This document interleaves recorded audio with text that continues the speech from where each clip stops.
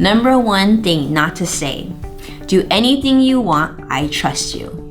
Although as a financial advisor, I certainly can appreciate the fact that you trust me, it's very important that you remember that you are the CEO of your finances.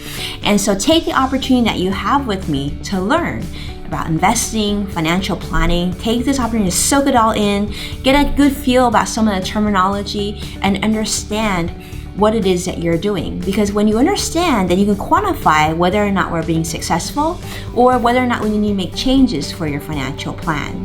And the better relationship that you have with someone like myself, the better communication we have, the better long-term relationship we'll have. The second question you don't want to ask your financial advisor is to come in and say, what's your performance? What can I expect on my portfolio? Think about it. Depending on when you invest, what your risk tolerance, how long you have until you need the money is completely different. It's impossible to give us a true, accurate information. Instead, you should focus on risk tolerance. You should focus on your immediate planning goals, and we can look at historical performance to give you a good feel of had you invested in this particular portfolio back at a certain point, this is what kind of performance you can expect. But with that, it takes a lot more information and a lot more time spent together. The third question you should not ask your financial advisor is, will I get tickets to the Super Bowl, or what else will you do for me if I'm your client?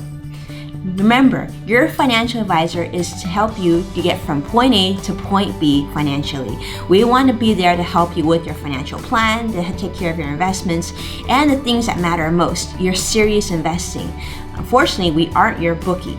So to think about us that way doesn't really work. In addition, FINRA prohibits us from giving you large gifts. The fourth question that we get asked all the time is, who else do you manage money for? The reason why that's not a good question is because based on client confidentiality, we actually are prohibited from sharing that information with you. If our clients do decide to share that information with you and how they're investing and whatnot, that is their right to do so, but we prefer as professionals to have some discretion. So just like your personal OBGYN or your attorney, we are bound by that same rule of confidentiality. Number 5 thing not to say to your financial advisor: I was introduced to you from so-and-so, and I want exactly what you've done for them.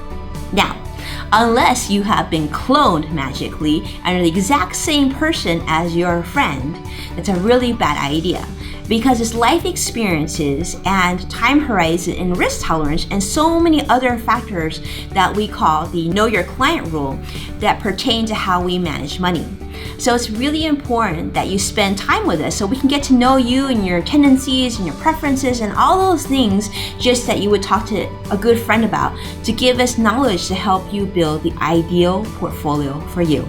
Number 6. How busy are you? Because I want to make sure my financial advisor is always available 24/7. That may not be the best solution for you, and perhaps you would want someone a little bit more seasoned, a little bit more in demand, and a little bit more experienced. Because often when you do walk into a financial advisory practice and you look for the person with the most time on their hands, they tend to be a rookie, or there could be other factors that you don't know about. Instead, look for someone experienced, someone you trust, and someone you can have a long-term relationship with. And certainly we will make plenty of time for you. Thank you so much for tuning in. Make sure to subscribe right below for more videos and connect with me on social media. I'm on Twitter, LinkedIn, and Facebook. Until next time,